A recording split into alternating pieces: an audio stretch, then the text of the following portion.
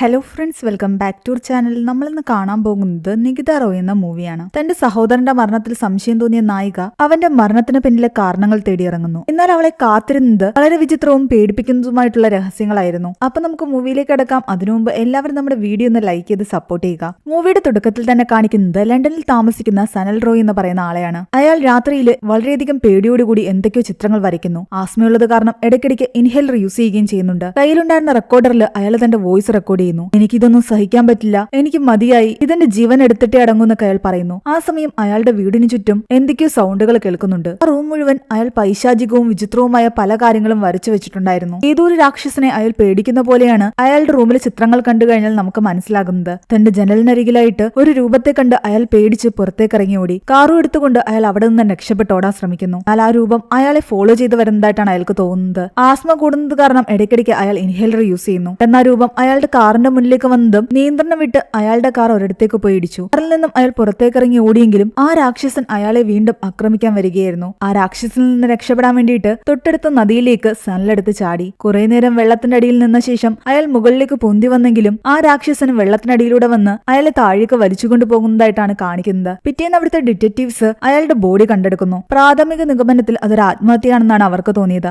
അതേസമയം തന്നെ ഇന്ത്യയിലുള്ള സനലിന്റെ സഹോദരിയായ നികിത റോയിയെ നമ്മളെ കാണിക്കും. അന്ന് അവൾ എഴുതിയൊരു ബുക്ക് പ്രസിദ്ധീകരിക്കുന്ന ദിവസമായിരുന്നു. സനലും നികിതയും അവരുടെ കുറച്ച് ഫ്രണ്ട്സും ചേർന്നിട്ട് ലണ്ടനിലെ ഇന്റർനാഷണൽ റാഷണൽ കമ്മ്യൂണിറ്റി എന്ന് പറയുന്ന ഒരു സംഘടന തുടങ്ങിയിട്ടുണ്ടായിരുന്നു. ജനങ്ങളെ പറ്റിക്കുന്ന ആൾദൈവങ്ങളായിട്ടുള്ള ആൾക്കാരെയില്ലേ, അങ്ങനെയുള്ള ആൾക്കാരെ കണ്ടുപിടിച്ച് അവരുടെ പിറകെ പോയി ഇൻവെസ്റ്റിഗേറ്റ് ചെയ്ത് അവരുടെ കള്ളത്തരങ്ങൾ എക്സ്പോസ് ചെയ്യുകയായിരുന്നു ഈ ഒരു കമ്മ്യൂണിറ്റിയുടെ ലക്ഷ്യം. നികിതയും കുറെ കാലം അതിന്റെ ഭാഗമായിരുന്നു. പുസ്തക പ്രകാശനം എല്ലാം കഴിഞ്ഞ് അവൾ തിരിച്ച് റൂമിലെത്തുമ്പോഴാണ് ലണ്ടനിലുള്ള അവളുടെ ഫ്രണ്ടിന്റെ കോള് വരുന്നത്. അവളുടെ സഹോദരൻ മരിച്ചു എന്നുള്ള വാർത്തയായിരുന്നു അത്. ആകെ തകർന്നുപോയ നികിത പെട്ടെന്ന് തന്നെ ലണ്ടനിലേക്ക് എത്തി. അവളുടെ ലൈഫിലെ ഏറ്റവും വലിയ ഇൻസ്പിറേഷൻ ആയിരുന്നു അവളുടെ ചേട്ടന്റെ മരണം ഒരു ആത്മഹത്യയാണെന്ന് അവൾക്ക് വിശ്വസിക്കാനേ സാധിക്കുന്നുണ്ടായിരുന്നില്ല. അവളുടെ എക്സ് ബോയ് ഫ്രണ്ടും സോഷ്യൽ മീഡിയ ഇൻഫ്ലുവൻസറും ആയ ജോളിയും ആ സമയം അവിടെ ഉണ്ടായിരുന്നു. ഇപ്പോൾ ഇവർ രണ്ടുപേരും നല്ല സുഹൃത്തുക്കളാണ്. മരണാനന്തര ചടങ്ങുകളൊക്കെ കഴിഞ്ഞു. പക്ഷെ ചേട്ടൻ താമസിച്ച വീട്ടിലേക്ക് അവൾക്ക് പോകാൻ തോന്നിയില്ല. അത് കാരണം തൽക്കാലം ഒരു ഹോട്ടലിലേക്ക് എന്നെ കൊണ്ടാക്കാനാണ് അവൾ പറയുന്നത്. പോകുന്ന വഴിയില് അവളുടെ ചേട്ടൻ മരിച്ച സ്ഥലവും അവൾ കാണാൻ പോകുന്നു. ആറൊരിടത്ത് ഇടിച്ചു നിന്നിരിക്കുകയാണ്. അവിടെ നിന്ന് കുറച്ചുകൂടി ദൂരം മാറിയിട്ടാണ് ഈ ബ്രിഡ്ജ് ഉള്ളത്. ഇവിടെ നിന്നും താഴേക്ക് ചാടിയാണ് സനൽ മരിച്ചിരിക്കുന്നത്. ആത്മഹത്യ ചെയ്യാനാണെങ്കിൽ ബ്രിഡ്ജിന്റെ അടുത്ത് കൊണ്ടുവന്ന് കാർ നിർത്തിയിട്ട് ഇവിടെ നിന്നും ചാടിയാ പോരായിരുന്നോ? അല്ലാതെ ദൂരെ കൊണ്ടുപോയി കാർ ഇടിച്ച് നിർത്തിയിട്ട് ഇവിടേക്ക് വന്ന് ഇവിടെ നിന്നും ചാടേണ്ട കാര്യമില്ലല്ലോ. ഇതൊരു ആത്മഹത്യ അല്ലാന്ന് തന്നെയായിരുന്നു നികിത വിശ്വസിച്ചിരുന്നത്. അവളുടെ ചേട്ടൻ പ്രവർത്തിച്ചിരുന്ന ആ ഒരു സംഘടനയിൽ പോയിട്ട് അവിടെ ഉള്ളവരുമായിട്ട് സംസാരിക്കുന്നു. അവരെല്ലാവരും നികിതയുടെയും സുഹൃത്തുക്കളായിരുന്നു. ലാസ്റ്റ് ആയിട്ട് ഏത് കേസിലാണ് ചേട്ടൻ ഇൻവെസ്റ്റിഗേറ്റ് ചെയ്തുകൊണ്ടിരുന്നതെന്ന് ചോദിക്കുമ്പോൾ അവർ പറയുന്നുണ്ട് അമർദേവ് എന്ന് പറയുന്ന ഒരാളുടെ കേസായിരുന്നു ഇൻവെസ്റ്റിഗേറ്റ് ചെയ്തുകൊണ്ടിരുന്നതെന്ന്. അയാൾക്ക് ഒരുപാട് അനുയായികളുണ്ട്. അയാൾ ഒരു ദൈവമാണെന്ന് ഒരുപാട് ആൾക്കാർ വിശ്വസിക്കുകയും ചെയ്യുന്നുണ്ട്. അയാൾക്കെതിരെ ഒരു തെളിവ് പോലും ഇതുവരെയും ആർക്കും ലഭിച്ചിട്ടില്ല. അയാൾ ഒരു മിറാക്കിൾ മാനാണെന്നാണ് എല്ലാവരും പറയുന്നത്. ഒരുപാട് അസുഖമായിട്ട് ചെന്നിട്ടുള്ളവരെല്ലാം തന്നെ ഒരു നിമിഷം കൊണ്ട് അയാൾ ഭേദമാക്കി കൊടുത്തിട്ടുണ്ട്. മരിക്കുന്നതിന് മുമ്പ് സനൽ വരച്ചിരുന്ന കുറെ ചിത്രങ്ങൾ അവൾ കാണുന്നു. അതെല്ലാം വിചിത്രമായിട്ടുള്ള പല രൂപങ്ങളുമായിരുന്നു. സനലിന്റെ റൂമിൽ നിന്നും കിട്ടിയ ഒരു റെക്കോർഡിംഗ് കൂടി ഇവരാകട്ടെ നികിതയ്ക്ക് കൊടുക്കുന്നു. അതവൾ കുറച്ചുനേരം ഒന്ന് കേട്ടു നോക്കുന്നുണ്ട്. അതിൽ സനൽ പറയുന്നത് ഇങ്ങനെയായിരുന്നു: ഇത്രയും കാലം ഒരുപാട് ആൾദൈവങ്ങളെ അമർദൈവ അങ്ങനൊരാളല്ലാന്നാണ് എനിക്ക് തോന്നുന്നത്. എന്റെ എല്ലാ നിഗമനങ്ങളും തെറ്റി. അയാൾ ഒരു മിറാക്കിൾ മാൻ തന്നെയാണ്. അയാൾ എന്നെ കണ്ടപ്പോൾ തന്നെ എന്നോട് പറഞ്ഞിട്ടുണ്ടായിരുന്നു 3 ദിവസത്തിനുള്ളിൽ ഞാൻ മരിക്കുമെന്ന്. അത് ഞാനിത് വിശ്വസിച്ചില്ലെങ്കിലും ഇപ്പൊ എന്റെ ലൈഫിൽ സംഭവിച്ചുകൊണ്ടിരിക്കുന്നത് ആ രീതിയിലുള്ള കാര്യങ്ങളാണ്. നമ്മളുണ്ടാക്കിയ സംഘടന തന്നെ വേസ്റ്റ് ആണ്. ആ അമർദേവ് ശരിയാണെന്നൊക്കെ സനൽ അതിൽ പറഞ്ഞുകൊണ്ടിരിക്കുകയായിരുന്നു. തന്റെ ചേട്ടൻ ഒരിക്കലും ഇങ്ങനെ പറയില്ലാന്ന് നികിത പറയുന്നു. ഇതിന്റെ പിന്നിൽ എന്തൊക്കെയോ കാരണങ്ങളുണ്ട്. ഒരിക്കലും ഒരാൾ ദൈവത്തെയും തന്റെ ചേട്ടൻ വിശ്വസിക്കില്ല. തന്റെ ചേട്ടന്റെ മരണത്തിന് പിന്നിൽ ഈ അമർദേവ് എന്ന് പറയുന്ന ആൾക്ക് എന്തെങ്കിലും കൈയുണ്ടാകുമെന്ന് നികിത പറയുന്നു. അത് അന്വേഷിക്കാൻ വേണ്ടിയിട്ട് നിങ്ങൾ ആരെങ്കിലും എന്റെ കൂടെ നിൽക്കുമെന്ന് ചോദിക്കുമ്പോൾ ആ സംഘടനയിലുള്ള ആരും തന്നെ അവളുടെ കൂടെ നിൽക്കുന്നില്ല. അമർദേവിന് ഒരുപാട് പണവും പദവിയൊക്കെ ഉള്ള ആളാണ്. അയാളെ ഒന്നും ചെയ്യാൻ പറ്റില്ല എന്നാണ് ഇവർ പറയുന്നത്. ആകെ നികിതയുടെ കൂടെ നിൽക്കുന്നത് ജോളി മാത്രമായിരുന്നു. അവർ ആദ്യം പോകുന്നത് ഈ കേസിന്റെ കൂടുതൽ ഡീറ്റെയിൽസ് അറിയാൻ വേണ്ടിയിട്ട് അത് അന്വേഷിച്ച ഡിറ്റക്റ്റീവ്സിന്റെ അടുത്തേക്കാണ്. എന്നാൽ അവർക്ക് ഈ കേസ് എത്രയും പെട്ടെന്ന് ക്ലോസ് ചെയ്താൽ മതിയെന്നായിരുന്നു. അവര് പറയുന്നത് ഇത് ആത്മഹത്യയാണെന്നാണ്, ഇതൊരു മർഡർ അല്ല. മരണസമയത്ത് സനലിന്റെ കയ്യിലുണ്ടായിരുന്ന സാധനങ്ങളും അവർ തിരിച്ചു കൊടുത്തു. അവർ വീണ്ടും ആ റെക്കോർഡിംഗ്സിന്റെ ബാക്കി കേൾക്കാൻ തുടങ്ങി. അമർദേവിനെ കണ്ട സമയത്ത് അയാൾ സനലിനോട് പറഞ്ഞത് ഇങ്ങനെയായിരുന്നു: 3 ദിവസത്തിനുള്ളിൽ നീ മരിക്കും. നിനക്ക് രക്ഷപ്പെടണമെന്നുണ്ടെങ്കിൽ നീ എന്നെ വിശ്വസിക്കേണ്ടതായിട്ടുണ്ട്. എന്നാൽ സനൽ ആദ്യം ഇതൊന്നും വിശ്വസിക്കാൻ കൂട്ടാക്കിയില്ല. ഓരോ ദിവസം എന്താ സംഭവിക്കുന്നതെന്ന് നോക്കി അതെല്ലാം റെക്കോർഡ് ചെയ്യുകയായിരുന്നു സനല്. ആദ്യത്തെ ദിവസം വലുതായിട്ട് ഒന്നും തന്നെ സംഭവിച്ചില്ല. എന്നാൽ അന്ന് രാത്രി മുതലായിരുന്നു പ്രശ്നങ്ങളുടെ തുടക്കം. രാത്രിയിലൊക്കെ ആരൊക്കെയോ വീട്ടിലൂടെ നടക്കുന്ന പോലെ അവന് തോന്നാൻ തുടങ്ങിയിട്ടുണ്ടായിരുന്നു. ഭിത്തിയിലെല്ലാം തന്നെ ആരോ സ്ക്രാച്ച് ചെയ്യുന്നത് പോലെ എന്തൊക്കെയോ വിചിത്രമായ സൗണ്ടുകൾ കേൾക്കുന്നു. ആരോ എപ്പോഴും തന്നെ വാച്ച് ചെയ്യുന്നത് പോലെയായിരുന്നു സനലിന് തോന്നിക്കൊണ്ടിരുന്നത്. ഈ റെക്കോർഡിംഗ്സ് എല്ലാം കേട്ട് കഴിഞ്ഞപ്പോൾ നികിത പറയുന്നുണ്ട് എന്തായാലും ചേട്ടന്റെ വീട് വരെ ഒന്ന് പോയി അന്വേഷിക്കാമെന്ന്. അവർ വീട്ടിലെത്തിയ ശേഷം നികിത സനലിന്റെ ലാപ്ടോപ്പ് പരിശോധിക്കുന്നു. ജോലി ആ സമയം സനലിന്റെ റൂമിലേക്ക് ചെല്ലുമ്പോൾ കാണുന്നത് ആ ഭിത്തി മുഴുവൻ അയാൾ എന്തൊക്കെയോ വരച്ചു വെച്ചിരിക്കുന്നതും ഹെൽപ്പ് എന്ന് പറഞ്ഞ് എഴുതി വെച്ചിരിക്കുന്നതുമാണ്. അത് കണ്ട് പെട്ടെന്ന് നികിതി അവൻ വിളിക്കുന്നു. നികിതിയും അതെല്ലാം കണ്ട് ഞെട്ടിത്തരിച്ചിരിക്കുകയായിരുന്നു. തങ്ങളുടെ ലൈഫിൽ എന്തോ വലിയ പ്രശ്നം ഉണ്ടായിരുന്നു എന്ന് അവർക്ക് ഇതിൽ നിന്ന് മനസ്സിലായി. തൽക്കാലം കൂടുതൽ നേരം അവിടെ നിൽക്കാതെ അവർ രണ്ടുപേരും പുറത്തേക്ക് ഇറങ്ങി. തന്റെ ലാപ്ടോപ്പിൽ നിന്നും അടുത്തിടെ വന്നൊരു മെയില് നികിതിയുടെ ശ്രദ്ധയിൽപ്പെട്ടിട്ടുണ്ടായിരുന്നു. ഫ്രേയ എന്ന് പറയുന്ന ഒരു പെൺകുട്ടി അയച്ച ഒരു പാഴ്സല് സനൽ ഇതുവരെയും വാങ്ങിച്ചിട്ടില്ല. ആ പാഴ്സൽ ഓഫീസിൽ നിന്നുള്ള മെയിലായിരുന്നു അത്. പറ്റുവാണെങ്കിൽ നമുക്ക് ആ പാഴ്സൽ പോയി വാങ്ങാമെന്ന് ജോളിയോട് അവൾ പറയുന്നു. വീടിന്റെ പുറത്തങ്ങനെ അവൾ സനലിനെ ആലോചിച്ചിട്ട് നിൽക്കുന്ന സമയത്ത് ആരോ ദൂരെ നിന്ന് അവളെ വാച്ച് ചെയ്യുന്നതായിട്ട് നമ്മളെ കാണിക്കുന്നുണ്ട്. അവിടെ നിന്ന് ഇറങ്ങി അവൾ നേരെ പോകുന്നത് തന്റെ ഹോട്ടലിലേക്കാണ്. അവിടെ ചെക്ക് ഇൻ ചെയ്യുന്ന സമയത്ത് അവിടുത്തെ റിസപ്ഷനിസ്റ്റ് പറയുന്നുണ്ട് ഇതൊരു പെറ്റ് ഫ്രണ്ട്ലി ഹോട്ടലാണെന്നും ഇവിടെ ഒരു പൂച്ചയുണ്ടെന്നും അത് ചിലപ്പോൾ ഇടയ്ക്ക് റൂമിലേക്കൊക്കെ വരുമെന്നും. അവൾക്ക് അതിലൊന്നും ഇഷ്യൂ ഉണ്ടായിരുന്നില്ല. റൂമിന്റെ അടുത്തേക്ക് ചെന്നപ്പോൾ അയാൾ പറഞ്ഞ പോലെ ആ പൂച്ചയെ അവൾ കാണുന്നു. അതിനെ എടുത്തുകൊണ്ടാണ് അവൾ റൂമിലേക്ക് കയറുന്നത്. റൂമിലിരുന്നു കൊണ്ട് അവൾ ബാക്കി റെക്കോർഡിംഗ്സ് കേൾക്കുന്നു. അമർദേവിനെ പറ്റി കൂടുതൽ കാര്യങ്ങൾ അറിയാൻ വേണ്ടിയിട്ട്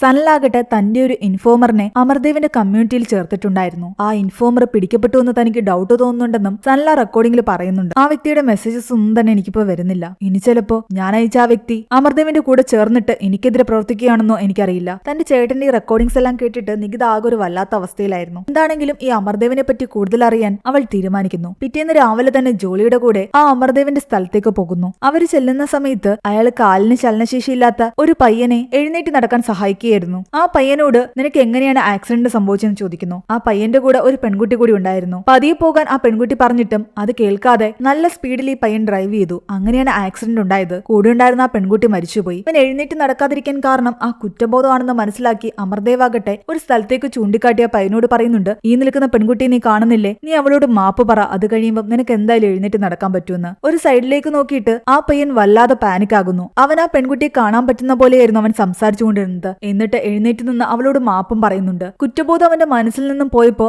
അവന് നടക്കാനും പറ്റി. ഇത് കണ്ടിട്ട് എല്ലാവരും കൈയടിക്കുകയും അമർദേവിനെ ജയിവിളിക്കുകയും ചെയ്യുന്നു. എന്നാൽ ഇതൊക്കെ കണ്ടിട്ട് വെറും ഫ്രോഡ് പരിപാടിയാണെന്ന് നികിത ജോളിയോട് പറയുന്നുണ്ട്. നമുക്കിവിടെ ഒന്ന് പോകാമെന്ന് പറഞ്ഞിട്ട് അവനെയും വിളിച്ചുകൊണ്ട് അവൾ പുറത്തേക്കിറങ്ങി. ആ പയ്യൻ എന്തായാലും അയാളുടെ ആളായിരിക്കും. ഇതെല്ലാം അയാൾ ആ പയ്യനുമായിട്ട് ചേർന്ന് നടത്തുന്ന ഫ്രോഡ് പരിപാടി തന്നെയാണ്. ഇവർ രണ്ടുപേരും എഴുന്നേറ്റ് പോയതെല്ലാം അമർദേവ് ശ്രദ്ധിച്ചിട്ടുണ്ടായിരുന്നു. അതുകൊണ്ട് തന്റെ ഒരു അനുയായിയെ വിട്ട് ഇവരെ തന്റെ അടുത്തേക്ക് അയാൾ വിളിപ്പിച്ചിട്ടുണ്ടായിരുന്നു. അയാളുടെ അടുത്തേക്ക് ചെല്ലുന്നതിന് മുമ്പ് ഒരു സെക്യൂരിറ്റി ചെക്കിംഗ് ഉണ്ട്. അവിടെ ഇവരുടെ സാധനങ്ങളെല്ലാം കൊടുക്കണം. ഫോൺ ഉൾപ്പെടെ എല്ലാ സാധനങ്ങളും നികിത അവിടെ കൊടുക്കുന്നു. അതിനുശേഷം അയാളെ കണ്ട് സംസാരിക്കാൻ ആരംഭിച്ചു. അയാളുടെ പ്രവർത്തികളിൽ തനിക്ക് ഒരു വിശ്വാസമില്ലെന്നുള്ള രീതിയിലായിരുന്നു അവളുടെ സംസാരം. കൂടാതെ തന്റെ ചേട്ടന്റെ മരണത്തിന് കാരണവും നിങ്ങളാണോ എന്ന് എനിക്ക് ഡൗട്ട് ഉണ്ടെന്ന് അവൾ പറയുന്നു. 3 ദിവസത്തിനുള്ളിൽ എന്റെ ചേട്ടൻ മരിക്കുമെന്ന് പറഞ്ഞിട്ട് നിങ്ങൾ എന്റെ ചേട്ടനെ ശപിച്ചതല്ലേ, നിങ്ങളുടെ ശാപവാക്കുകൾ ഏൽക്കുകയും ചെയ്തു. പക്ഷെ അതിന്റെ പിന്നിൽ ഒളിഞ്ഞിരിക്കുന്ന രഹസ്യങ്ങളെല്ലാം താൻ കണ്ടെത്തുമെന്ന് അവൾ പറയുമ്പോൾ അയാൾ പറയുന്നുണ്ട് നിന്റെ കാര്യത്തിലും ഇത് തന്നെയാണ് സംഭവിക്കാൻ പോകുന്നത്. നിന്റെ മുന്നിലും 3 ദിവസം മാത്രമേ ഉള്ളൂ, അതിനുള്ളിൽ നീ മരിക്കും. എന്നാൽ അവൾ അതൊന്നും കാര്യമാക്കിയില്ല. അവൾ അവിടെ നിന്ന് നേരെ പോകുന്നത് അവളുടെ ചേട്ടന് ഫ്രേയ എന്ന് പറയുന്ന ഒരു പെൺകുട്ടിയെ അയച്ച ആ പാഴ്സൽ കളക്ട് ചെയ്യാനായിരുന്നു. എന്നാൽ ആ പാഴ്സലിനകത്തുണ്ടായിരുന്നത് ഒരു വിചിത്രമായിട്ടുള്ള ബുക്കാണ്.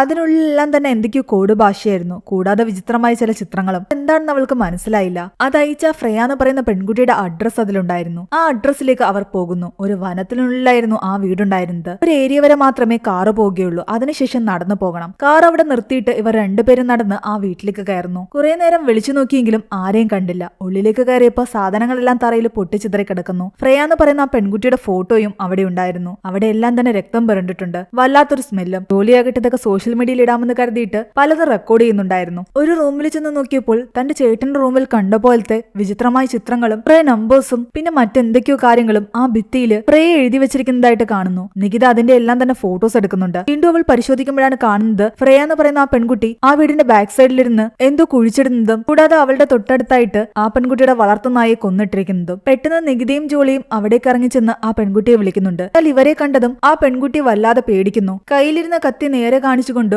ഓസോഗ് എന്ന് പറയുന്നു. എന്താണെന്നൊന്നും അവർക്ക് മനസ്സിലായില്ല. പെട്ടെന്ന് ഫ്രേയ കാട്ടിലേക്ക് ഓടിപ്പോയി. ഇവർ പിറകെ ഓടിപ്പോയി തങ്ങൾ ആരാണെന്ന് പറഞ്ഞ് മനസ്സിലാക്കാൻ ശ്രമിച്ചെങ്കിലും ഫ്രേയയ്ക്ക് അവർ തന്നെ ഉപദ്രവിക്കാൻ വരുന്ന പോലെയാണ് തോന്നുന്നത്. അവരുടെ നേരെ കത്തി വീശുന്നുണ്ട്. കുറച്ചു കഴിഞ്ഞപ്പോൾ ആ ഭാഗത്ത് എന്തിനെ കണ്ട് അവൾ വല്ലാതെ പേടിക്കുന്നു. എന്നിട്ട് പെട്ടെന്ന് തന്റെ കയ്യിലുണ്ടായിരുന്ന കത്തിയെടുത്ത് സ്വയം കഴുത്തിറക്കുകയും ചെയ്തു. തൽക്ഷണം ഫ്രേയ മരിച്ചു. ജോളി നികിതയോട് പറയുന്നുണ്ട് ഇനി ഇവിടെ നിന്ന് കഴിഞ്ഞാൽ പ്രശ്നം നമുക്ക് എത്രയും പെട്ടെന്ന് പോകാമെന്ന്. അങ്ങനെ അവർ രണ്ടുപേരും പെട്ടെന്ന് കാറും എടുത്തുകൊണ്ട് അവിടെ നിന്നും പോയി. റൂമിലെത്തിയ ശേഷം അവളാകട്ടെ ഫ്രേയ അവളുടെ ചേട്ടൻ അയച്ച ആ ബുക്ക് വീണ്ടും പരിശോധിക്കുന്നു. അതിന്റെ സൈഡിലായിട്ട് ഒളിപ്പിച്ചു വെച്ചൊരു മെമ്മറി കാർഡ് അവൾക്ക് കിട്ടി. ആ മെമ്മറി കാർഡില് ഫ്രേയ അമർദേവിന്റെ ആശ്രമത്തില് പയ്യായിട്ട് കയറിയ ശേഷം ശേഖരിച്ച തെളിവുകളെല്ലാമായിരുന്നു. അയാള് വളരെ ബുദ്ധിമാനായിട്ടുള്ള ആളാണെന്ന് തോന്നുന്നു. എല്ലാ ആൾക്കാരും അയാളെയാണ് ഫോളോ ചെയ്യുന്നത്. പക്ഷേ ഇവിടെ എന്തൊക്കെയോ കുറ്റകൃത്യങ്ങൾ നടക്കുന്നതായിട്ട് തനിക്ക് ഫീൽ ചെയ്യുന്നുണ്ടെന്ന് ഫ്രേയ ആ വീഡിയോയിൽ പറയുന്നുണ്ട്. ബാധ കയറിയ പോലെ അലറുന്ന ഒരു സ്ത്രീക്ക് എന്തോ ഒരു മരുന്ന് അമർദേവ് കൊടുത്തതും അവർക്ക് പെട്ടെന്ന് സുഖം പ്രാപിക്കുന്നു. അയാളുടെ എല്ലാ മിറാക്കിൾ ഒറാക്കിൾസിന്റെയും സീക്രട്ട് ഈ ഒരു ബുക്കിലാണ് ഇരിക്കുന്നതെന്ന് പറഞ്ഞിട്ട് ഫ്രേ ഒരു റൂമിലേക്ക് കയറി ഒരു ബുക്ക് എടുക്കുന്നു. കൂട്ടത്തിൽ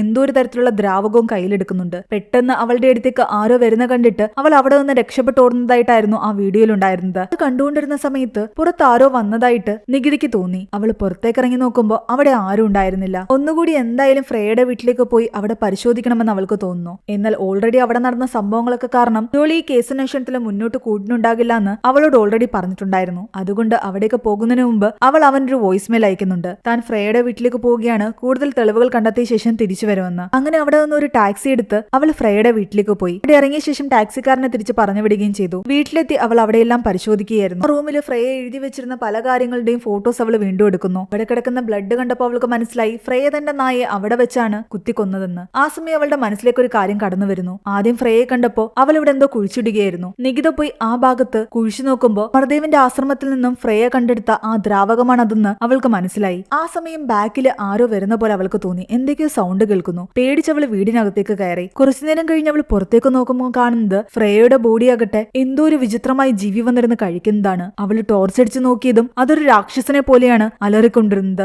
ആ കാഴ്ച കണ്ട് ശരിക്കും നികിത പേടിച്ചു പോയി. അവൾ അവിടെ നിന്ന് ഇറങ്ങി ഓടി. ആ രാക്ഷസൻ അവളുടെ പിറകെ തന്നെ ഉണ്ടായിരുന്നു. അതവളെ ആക്രമിക്കാൻ ശ്രമിക്കുന്നതിനിടയിൽ കാടിന്റെ പലയിടങ്ങളിലും അവൾ വീണിട്ട് അവൾക്ക് ഒരുപാട് പരിക്കുകളും പറ്റി. പേടിച്ചോടി റോഡിലേക്ക് അവൾ എത്തിയതും കറക്റ്റ് സമയത്ത് ജോളി അവിടേക്ക് വരുന്നു. അവളുടെ വോയിസ് മെയിൽ കേട്ടിട്ട് ഇവൾക്ക് എന്തെങ്കിലും പറ്റുമെന്ന് പേടിച്ചിട്ട് അവളെ തിരക്കി ഇറങ്ങിയതായിരുന്നു ജോളി. അവൾ പെട്ടെന്ന് കാറിലേക്ക് കയറിയ ശേഷം അവിടെ നിന്ന് വണ്ടി എടുക്കാൻ പറയുന്നു. അതിനെ ഞാൻ കണ്ടു, അതെന്നെ ആക്രമിക്കാമെന്ന് അവൾ പറയുമ്പോഴും ജോളി അവിടെ എങ്ങും തന്നെ ആരെയും കാണുന്നുണ്ടായിരുന്നില്ല. അവൾ റൂമിലേക്ക് എത്തി. അന്ന് തൽക്കാലം ജോളിയോട് അവിടെ തന്നെ നിൽക്കാൻ അവൾ പറയുന്നു. അവളുടെ വീട്ടിൽ നിന്നും കിട്ടിയ ആ ലിക്വിഡ് അവൾ അമർദേവിന്റെ ആശ്രമത്തിൽ നിന്ന് എടുത്തതാണ്. അത് വെച്ചിട്ടാകണം അമർദേവ് ഈ ആൾക്കാരെല്ലാം കൺട്രോൾ ചെയ്യുന്നത്. പിറ്റേന്ന് അവൾ തന്റെ സുഹൃത്തുക്കളുടെ അടുത്ത് പോയിട്ട് അവരുടെ മുന്നിൽ ഈ ലിക്വിഡ് കാണിച്ചിട്ട് പറയുന്നുണ്ട്, ഇതൊരു നോർമൽ ലിക്വിഡ് ആയിട്ട് എനിക്ക് തോന്നുന്നില്ല, ഇതൊരു സൈക്കോട്രോപിക് സബ്സ്റ്റൻസ് ആണ്. ഉറപ്പായിട്ടും ഇത് ആൾക്കാർക്ക് കൊടുക്കുന്നത് കൊണ്ടാണ് ആൾക്കാർ അയാളുടെ വലയിലാകുന്നത്. ഇതൊരു സൈക്കോട്രോപിക് സബ്സ്റ്റൻസ് ആണോ എന്ന് കണ്ടുപിടിക്കാൻ വേണ്ടിയിട്ട് മറ്റൊരു ലിക്വിഡ് ഇതിൽ ഒഴിച്ചാൽ മതി, അപ്പൊ കളർ മാറും. അത് വെച്ച് നമുക്കിതൊരു സൈക്കോട്രോപിക് സബ്സ്റ്റൻസ് ആണെന്ന് തെളിയിക്കുകയും ചെയ്യാം. അങ്ങനെ എലീസ് റിയേജൻ എന്ന് പറയുന്ന ഒരു ലിക്വിഡ് അവൾ ഇതിലേക്ക് ഒഴിക്കുന്നു. കളർ മാറാൻ വേണ്ടി വെയിറ്റ് ചെയ്തിരുന്നു. പക്ഷെ കളർ മാറിയില്ല.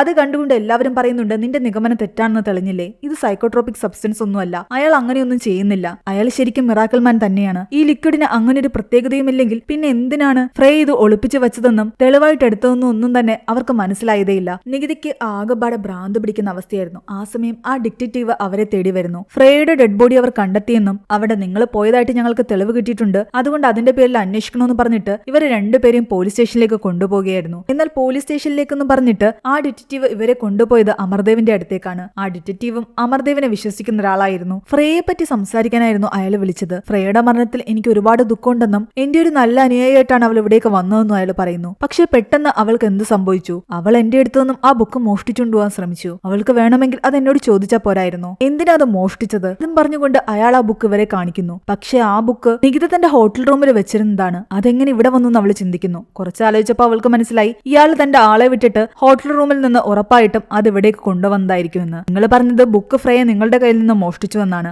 ഇപ്പോൾ നിങ്ങൾ കാണിച്ചതും അത് തന്നെയല്ലേ എന്ന് അവൾ ചോദിക്കുന്നു. ഞാൻ നിങ്ങളെ ഇവിടെ ഹെൽപ്പ് ചെയ്യാനാണ് ശ്രമിക്കുന്നതെന്നാണ് അയാൾ പറയുന്നത്. ഫ്രേയുടെ മരണത്തിന്റെ ഇൻവെസ്റ്റിഗേഷനിൽ നിങ്ങളുടെ രണ്ടുപേരുടെയും പേര് വന്നിട്ടുണ്ട്. നിങ്ങളെ ഹെൽപ്പ് ചെയ്യാൻ എനിക്ക് സാധിക്കുമെന്ന് അയാൾ പറയുന്നു. എന്നാൽ നിങ്ങളുടെ ഹെൽപ്പ് എനിക്ക് വേണ്ടെന്നാണ് നികിത പറയുന്നത്. ഒരു ചെറിയ നഗരത്തിൽ താമസിച്ചിരുന്ന നിങ്ങൾ ഇത്രയും വലിയൊരു നഗരത്തിൽ ഇത്ര ഫേമസ് ആയിട്ടുള്ള ഒരാളായിട്ട് എങ്ങനെ മാറിയെന്ന് ഞാൻ എന്തായാലും കണ്ടെത്തും. എന്നാൽ നിങ്ങൾ ഇങ്ങനെയാണ് മുന്നോട്ട് പോകുന്നതെങ്കിൽ എന്റെ ശാപം നിങ്ങളെ തേടി തന്നെ വന്നുകൊണ്ടേയിരിക്കുമെന്ന് അയാൾ പറയുന്നു. ഈ രാക്ഷസൻ നിങ്ങളെ വിട്ടുപോകില്ല എന്ന് പറഞ്ഞിട്ട് ഒരു ചിത്രം കൂടി അയാൾ കാണിക്കുന്നു. നികിത കണ്ടുകൊണ്ടിരിക്കുന്ന അതേ രാക്ഷസൻ തന്നെയായിരുന്നു അത്. അവള് പെട്ടെന്ന് പേടിച്ച് അവിടെ നിന്ന് നേരെ തിരിച്ച് ഹോട്ടൽ റൂമിലേക്ക് വരുന്നു. അയാൾ തന്റെ റൂമിൽ കയറി ആ ബുക്ക് എടുത്തുകൊണ്ട് പോയിട്ടുണ്ടെങ്കിൽ ഇവകളടങ്ങുന്ന ആ മെമ്മറി കാർഡും ആ ലിക്വിഡും എടുത്തുകൊണ്ട് പോകാൻ ചാൻസ് ഉണ്ടെന്ന് അവൾക്ക് തോന്നിയിട്ടുണ്ടായിരുന്നു. പക്ഷെ അതെല്ലാം അവൾ ഒളിപ്പിച്ചു വെച്ചിരുന്നത് കൊണ്ട് അതൊന്നും അവരുടെ കയ്യിൽ കിട്ടിയില്ല. സേഫ് ആയിട്ട് അവിടെ തന്നെ ഉണ്ടായിരുന്നു. ഫ്രേയുടെ വീഡിയോസ് അവർ കൂടുതൽ കാണുമ്പോൾ ആ വീഡിയോസിൽ ഫ്രേയ പറയുന്നുണ്ടായിരുന്നു, നമ്മുടെ എല്ലാവരുടെയും മരണത്തിന് കാരണം ഈ രാക്ഷസനായിരിക്കുമെന്ന്. എന്നിട്ട് എന്തൊക്കെയോ നമ്പേഴ്സും അവൾ ആ ഭിത്തിയിൽ എഴുതി വെച്ചിട്ടുണ്ടായിരുന്നു. ആ നമ്പേഴ്സ് എല്ലാം തന്നെ ഡീകോഡ് ചെയ്യാൻ വേണ്ടിയിട്ട് ഫ്രേയ തന്റെ വേറെ ഫ്രണ്ട്സിന്റെ കയ്യിൽ കൊടുക്കുന്നു. കുറച്ചു കഴിയുമ്പോൾ അവൾക്ക് അതിനെ പറ്റിയുള്ള ഇൻഫർമേഷൻ കിട്ടി. ആ നമ്പേഴ്സ് എല്ലാം തന്നെ ഒരു ലൊക്കേഷന്റെ കോർഡിനേറ്റ്സ് ആയിരുന്നു. വേഗശൂന്യമായ ഒരു ബിൽഡിംഗിന്റേതായിരുന്നു ആ അഡ്രസ്. അങ്ങനെ ജോളിയും നികിതയും ചേർന്നിട്ട് ആ ബിൽഡിംഗിലേക്ക് പോകുന്നു. ബിൽഡിംഗിനകത്തേക്ക് കയറി രണ്ട് ദിശയിലേക്ക് അവർ പരിശോധിക്കാൻ പോയി. കുറെ ദൂരം പോയി കഴിയുമ്പോൾ നികിതയ്ക്ക് മുന്നിൽ കുറെ ഡെഡ് ബോഡീസ് ഒക്കെ അവൾ കാണുന്നുണ്ട്. അതൊക്കെ കണ്ട് അവൾ വല്ലാതെ പേടിച്ചു.